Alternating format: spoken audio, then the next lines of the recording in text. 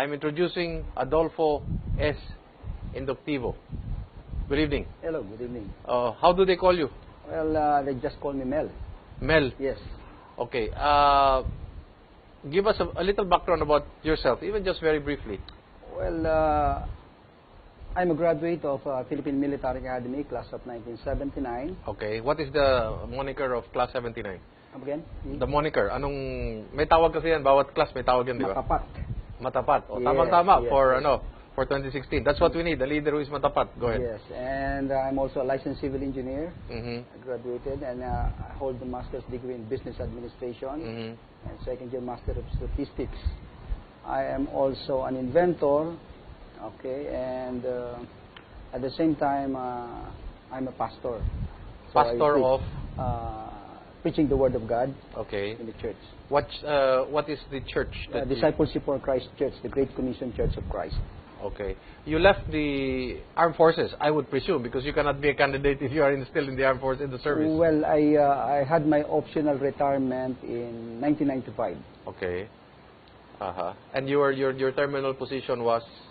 Well, actually, I was the commandant of the various ROTC units in Metro Manila then. And your terminal position was what? What was you? You were Lieutenant Commander, or Commander. You were in the Navy? Yes, I'm in the Navy. Okay. And then, why did you decide to retire? Well, I see that, well, honestly, really, no, I do not see I'll be able to serve the country fully well when I'm inside the service. Mm-hmm. I strongly believe that I can do more when I'm outside, although I search for so many things when I'm outside the service, and it came to a point that I was able to write a book entitled Discipline for Everyday Living. I've been into a pastoral duty, and then... when did you realize this? This was not something that was an aha moment, but this might have been a long gestating thought process in your mind that eventually you would leave the service? No, actually, I do not see, I have a vision of seeing the armed forces is not really, during those times, no? Yes, yes. The armed forces will be a very chaotic organization then. I have to be honest with you. So you left the service, that's the reason why? And I strongly believe that I can do more when I'm outside, and I hope to make myself better off, and then prepare for serving other positions in government. But when I happened to know Christ, when did you discover? I came to be. Would the term born again be the proper way to describe it? Yeah, in a way, I'm a born again now. Yes. And when I learned to know about Christ, and I came to realize that I'm not just a soldier of man, but a soldier of God, and that my concern is not just the physical lives of people, but including the spiritual lives of people. How did you discover Christ in your life? Well, I know I've got so many frustrations also in my life. And you were dreaming, like many of us. You're a dreamer. Yeah, I've got so many aspirations for our country. Okay. In fact, I'm a regular caller in one of the radio program for almost 15 to 20 years, giving my suggestion how to improve government, etc., etc. But I didn't come to realize that a time in my life will come, I will be able to write a book, and my eagerness to help really. Can we show your book? Yeah, well, this book is about discipline, no? For everyday living. Yeah, you can frame it so that the camera can see it. Yeah, so actually I was thinking the problem of during those times is about leadership.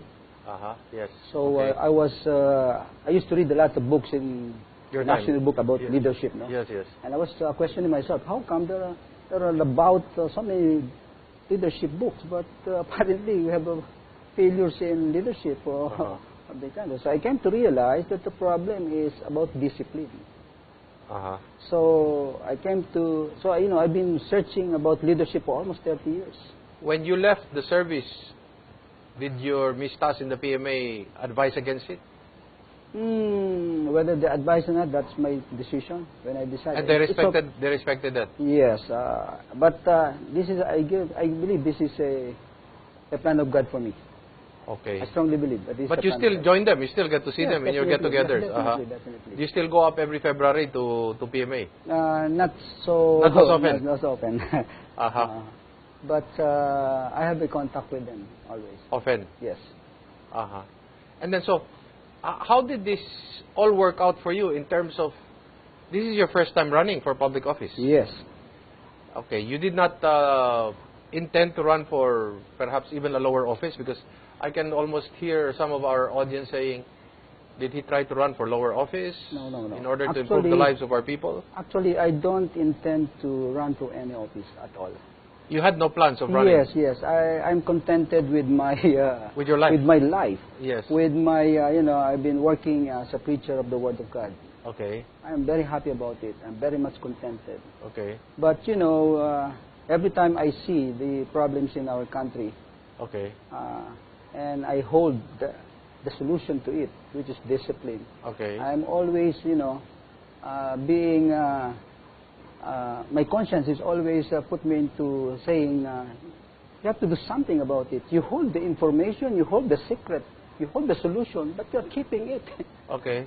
You have to do something. Get out. Something like that. So I have to. And this has been ongoing for several years. It's only lately when the problem of our country, you know, the problem in our community is becoming very, very worse, no? Although, you know, and it is going to be worse, worse in the years to come. And that's why I have to come out, because I strongly believe that I hold the only solution. You know, the problem in our country now is not corruption. What is it? It's not traffic, it's not poverty, it's not criminality, all this stuff, no? This is not the problem. The problem, these are just symptoms of the problem. You're talking about discipline again? Yes, definitely. And this is, I can say that this is no different from a person having, for example, a sickness of dengue. Okay. So he will have now a symptoms of, say, headache, fever, flu. No? So no matter how you treat the fever, no matter how you treat the headache, you're not going to cure the individual, because the main problem, which is dengue, is not addressed. So what I'm saying now is we have to address the main problem, which is discipline. In a religious sense, isn't this really a problem of evil? In what sense? Actually, when you talk of discipline, there are two kinds of discipline, the physical and spiritual discipline. Yes. So the spiritual discipline, you're talking about the evil of it. And the manifestation has to be also physical. Yes, definitely. So actually, the evil discipline problem we have is, in return, actually, it's translated into physical discipline problem. It originates all in all to some spiritual problem. And it's the springboard of this is our humanity. Yeah, because we're human. We are both physical and spiritual. As children of Adam. In a way. That's right. So, when did you decide that you wanted to run for public office? Actually, I decided during these times, these years, because I've seen I have to come out. I cannot delay it.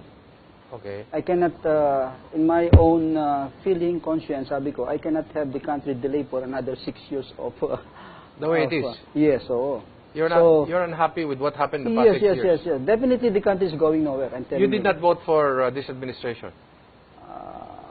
Or were you one of those who paid into or were played by this current administration? Definitely, to be honest with you... you did not vote for this There administration? was a time... you believed in it? There was a time, no, I did not. Okay. So there was a time that I really don't vote. You did not vote? Because by not voting, I show I also show my position on how government is. Okay. So it doesn't only mean that when you vote, that's the only way you can show your...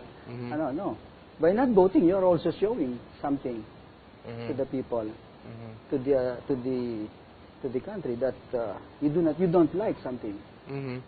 You disapprove of it. Yes. So there are times that, of course, when now this time, sabi ko nga, I have to come out. I have to come out and tell them that we've been blinded for so many years.